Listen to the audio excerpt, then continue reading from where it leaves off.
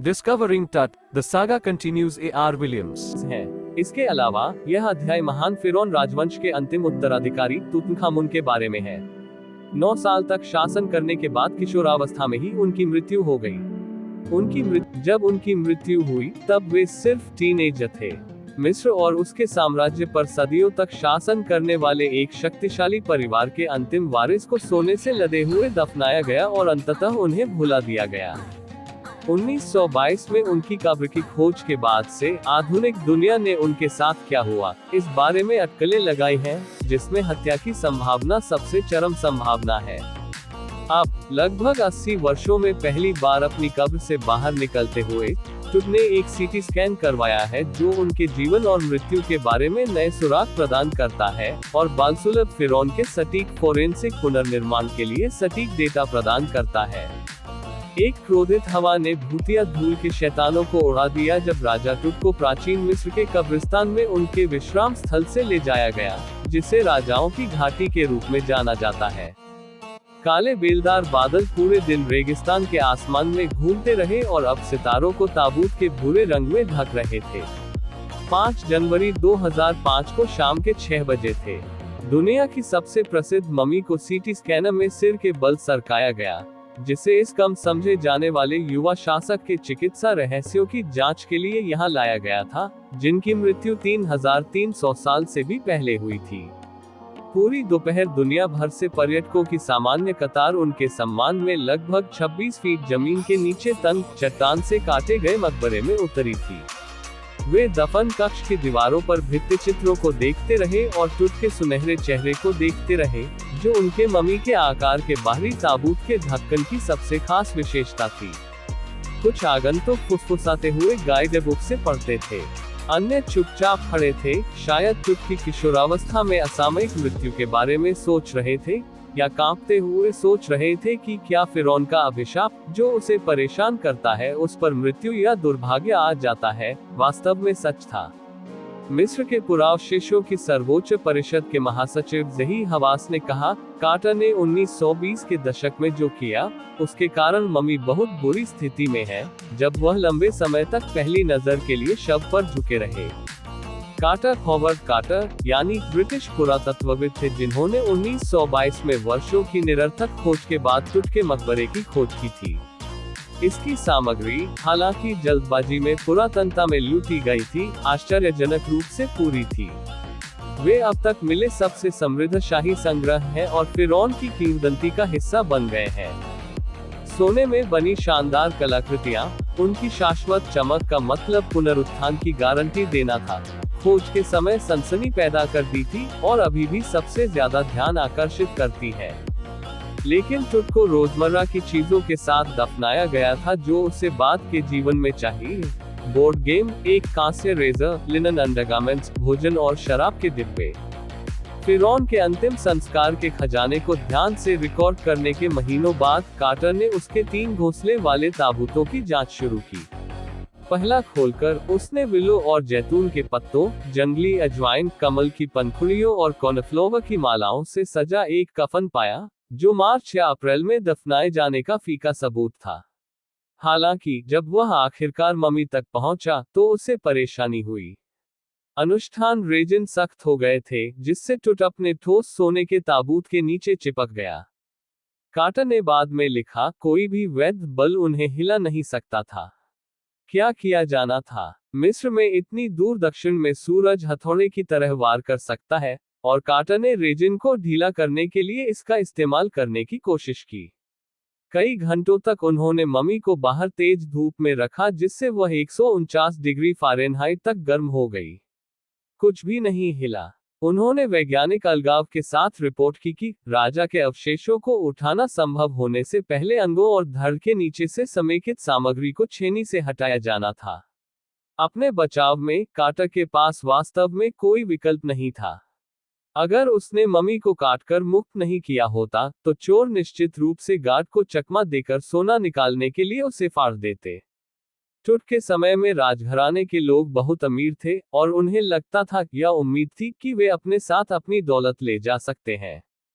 महान परे की अपनी यात्रा के लिए राजा टुट को चमचमाती वस्तुओं से लाद दिया गया। कीमती कॉलर, जड़ाव हार और कंगन, अंगूठियां, ताबीज, एक औपचारिक एप्रन, सैंडल, उसकी उंगलियों और पैर की उंगलियों के लिए म्यान और अप्रतिष्ठित आंतरिक ताबूत और मुखौटा सभी शुद्ध सोने के बने। टुट को उसके आभूषणों से अलग करने के लिए काटा के आदमियों ने मम्मी का सिर हटा दिया और लगभग हर प्रमुख जोड़ को काट दिया। एक बार जब वे समाप्त हो गए, तो उन्होंने अवशेषों को रेत की एक परत पर एक लकड़ी के बक्से में फिर से जोड़ दिया, जिसमें पैडिंग थी जो क्षति को छुपाती थी, जिस बिस्तर पर अब टुट आराम करता है। पुरातत्व पिछले दशकों में काफी बदल गया है, खजाने पर कम और जीवन के आकर्षक विवरणों और मृत्यु के पेचीदा रहस्यों पर अधिक ध्यान केंद्रित करता है। ये चिकित्सा प्रौद्योगिकी सहित अधिक परिष्कृत उपकरणों का भी उपयोग करता है। 1968 में कार्टर की खोज के 40 साल से भी ज्यादा समय बाद, एक एनाटॉमी प्रोफेसर ने मम्मी का एक्स-रे किया और एक चौंकाने वाला तथ्य उजागर किया, उसकी छाती पर जमी राल के नीचे, उसकी छाती की हड्डी और सामने की पसलियां गायब है।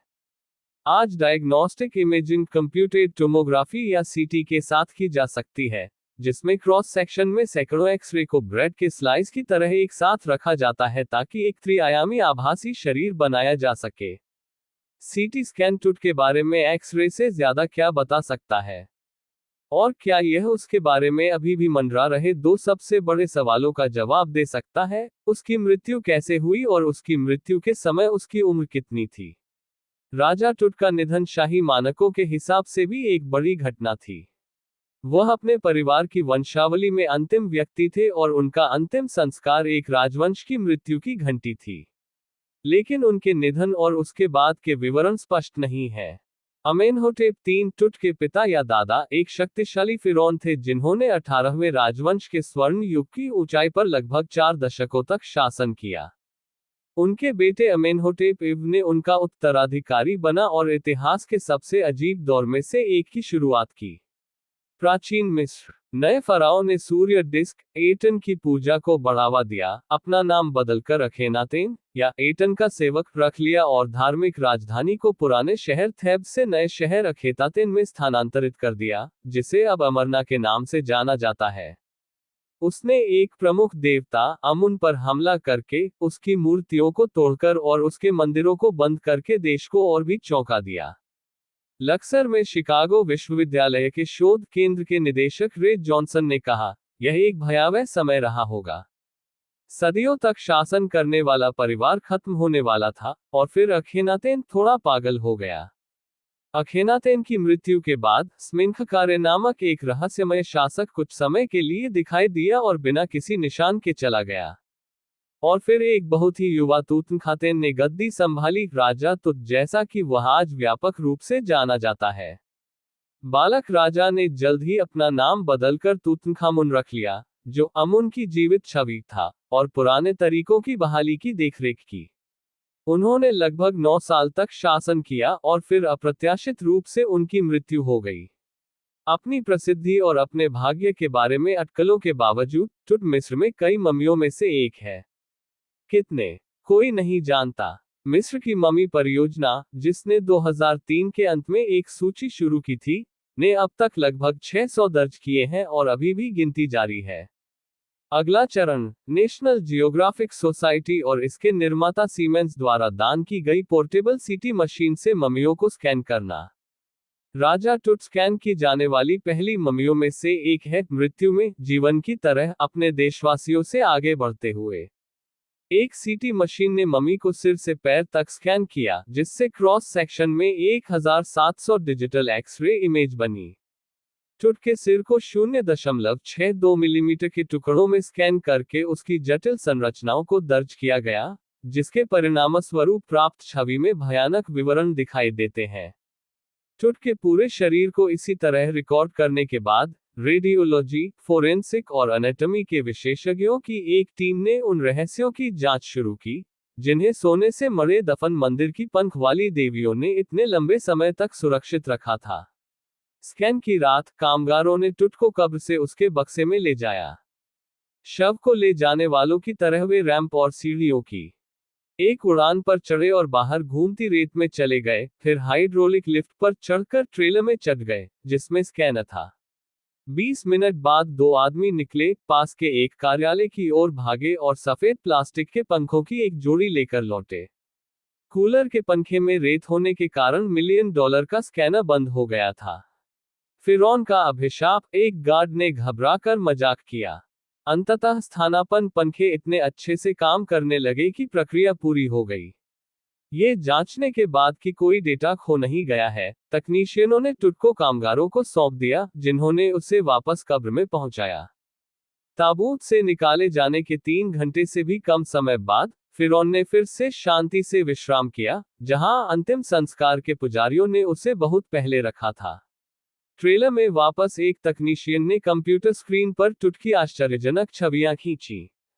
पिक्सेल के बिखराव से एक ग्रे सिर ने आकार लिया, और तकनीशियन ने इसे हर दिशा में घुमाया और झुकाया। गर्दन की कशेरुकाएं शरीर रचना विज्ञान की कक्षा की तरह स्पष्ट रूप से दिखाई दी। अन्य छवियों में एक हाथ, पसलियों के पिंजरे के कई दृश्य और खोपड़ी का एक विच्छेदन दिखाई दिया। लेकिन अभी के लिए दबाव कम था। अपनी कुर्सी पर वापस बैठते हुए ज़ाही हवास मुस्कुराए, स्पष्ट रूप से राहत महसूस करते हुए कि कुछ भी गंभीर रूप से गलत नहीं हुआ था। उन्होंने कहा, कल रात मुझे नींद नहीं आई, 1 सेकंड के लिए भी नहीं। मैं बहुत चिंतित था, लेकिन अब मुझे लगता है कि मैं जाकर सो जाऊंगा। जब तक हम ट्रेलर से उतरकर धातु की सीढ़ियों से रेतीली जमीन पर उतरे, हवा रुक चुकी थी। सर्दियों की हवा ठंडी और स्थिर थी, जैसे कि मृत्यु ही हो इस दिवंगत घाटी में। टुट